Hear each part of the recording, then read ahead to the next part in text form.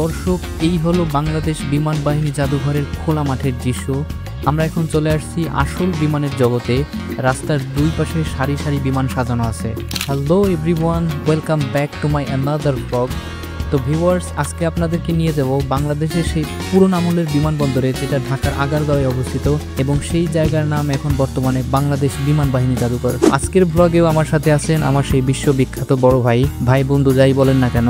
তো আজকের আমাদের এই ব্লগে আমরা বিমান বাহিনী জাদুঘরকে এক্সপ্লোর করব।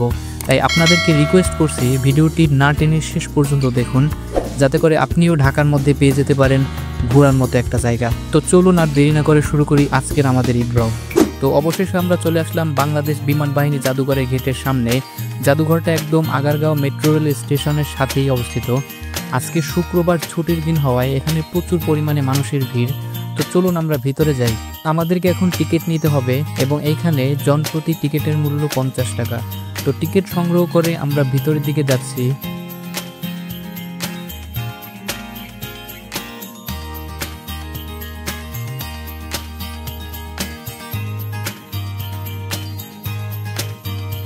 তো দর্শক, এই হলো বাংলাদেশ বিমান বাহিনী জাদুঘরের খোলা মাঠের দৃশ্য।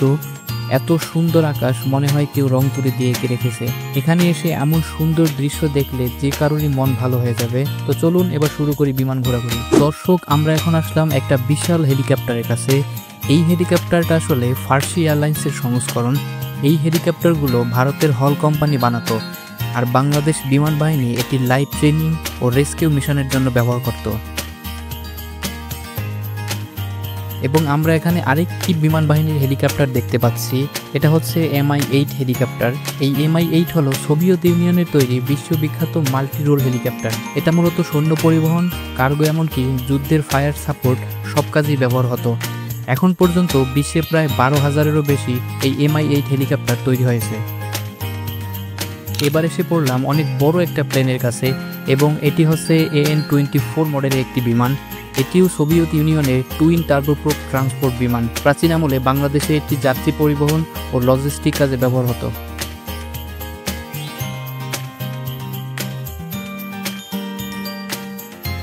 এখানে টিকিট কেটে বিমানের মধ্যে ঢোকার বিশেষ সুযোগ রয়েছে। তো চলুন আমরা এখন এই কাউন্টার থেকে টিকিট কিনব এবং বিমানটির মধ্যে ঢুকে দেখব।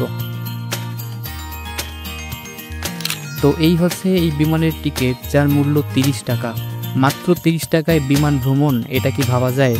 ভাই রে ভাই, এত সস্তায় বিমানের টিকিট পেয়ে মানুষ একদম উপচে পড়ছে। তো চলুন আমরা বিমানের ভিতরে যাই।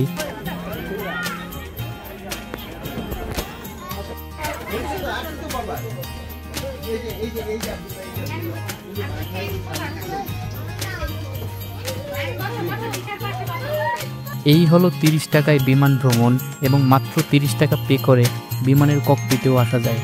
সত্যি এটা অবাক হওয়ার মতো একটা বিষয়।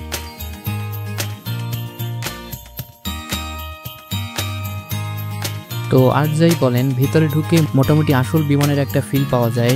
সত্যিকার বিমানের যন্ত্রপাতির মতো জিনিসপত্র সাজানো আছে। প্রচন্ড গরম হলেও সমস্যা নেই, ভিতরে এসি কাজ করছে। তো ভিউয়ার্স, আমরা এখন চলে আসছি আসল বিমানের জগতে।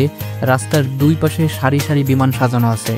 তো আপনারা দেখতে পাচ্ছেন বাম পাশের সারিতে আছে C1128। এটি একটি ট্রেনিং এয়ারক্রাফট। নতুন পাইলটদের ফ্লাইং ট্রেনিংয়ের জন্য এটি ব্যবহৃত হতো। এবং আপনারা দেখতে পাচ্ছেন যে ডান পাশের সারিতে 723, এটি একটি জেট ট্রেনার।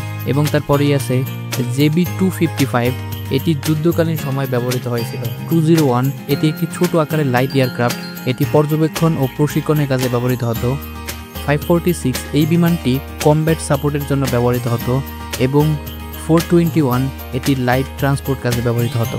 তো এরপরই আছে বিশাল একটি হেলিকপ্টার, এবং আপনারা দেখতে পাচ্ছেন যে এর গায়ে লেখা আছে বাংলাদেশ এয়ারফোর্স। এটা দেখেই বুঝতে পারছেন যে এটা বাংলাদেশ বিমান বাহিনীর একটি হেলিকপ্টার।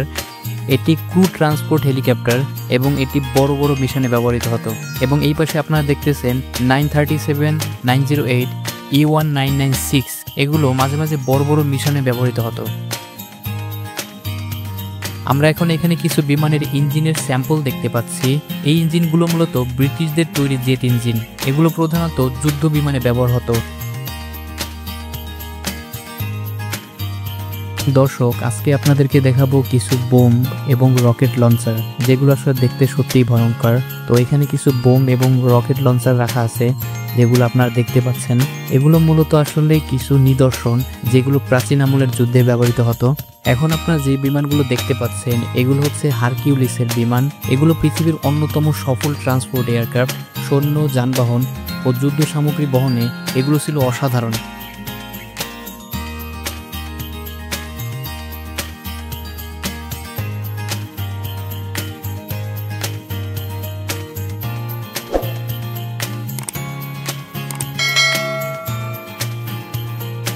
কি অবস্থা ভাই? ঘুরেন ঘুরেন। এবং ভিউয়ার্স, এখন আমরা আসলাম একটা বিশেষ জায়গায় এবং আমরা দেখতে পাচ্ছি সামনে দাঁড়িয়ে আছে DC-3 একটি বিমান এবং গায়ে লেখা আছে ইন্ডিয়ান এয়ারফোর্স। এই বিমানটির সাথে জড়িয়ে আছে আমাদের বাংলাদেশের মুক্তিযুদ্ধের ইতিহাস।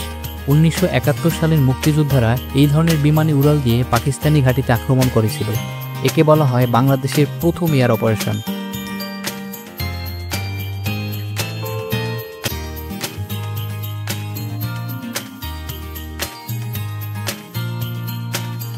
একটু পাশেই একটা ছোট্ট মেলার মতো বসেছে, যেখানে বিভিন্ন বয়সের মানুষের জন্য বিভিন্ন রকমের বিনোদনের ব্যবস্থা আছে। তো আপনারা যারা এখানে ঘুরতে আসার প্ল্যান করতেছেন, আমি আপনাদেরকে বলবো অবশ্যই এইসব জায়গাগুলো আপনারা ঘুরে দেখবেন।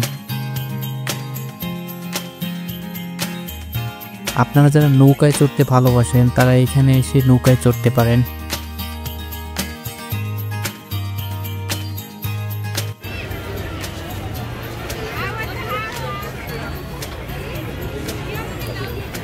তো এটা হচ্ছে বাংলাদেশের তৈরি মিসাইল।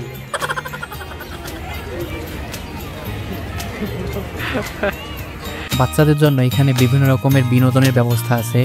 দেখুন কি অবস্থায় বাচ্চাটা কি পরিমাণ লাফালাফি করতেছে। আপনারা যারা ঢাকার মধ্যে ঘোরার মতো একটা জায়গা খুঁজতেছেন, তারা অবশ্যই এই বিমান বাহিনী জাদুঘরে ঘুরতে আসতে পারেন। সো গাইস, এই ছিল আজকের আমাদের ব্লগ ভিডিও। তো আমরা এখন তেজগাঁও এয়ারপোর্টের পুরনো এয়ারপোর্ট থেকে আমরা ব্যাক করতেছি। এটা হচ্ছে এক্সিট গেট।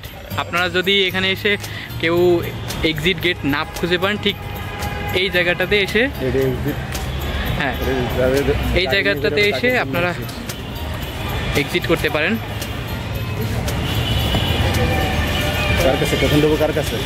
এটা হচ্ছে পার্কিং এরিয়া। যারা এখানে ঘুরতে আসতে চান, তারা এখানে এসে পার্কিং করতে পারেন।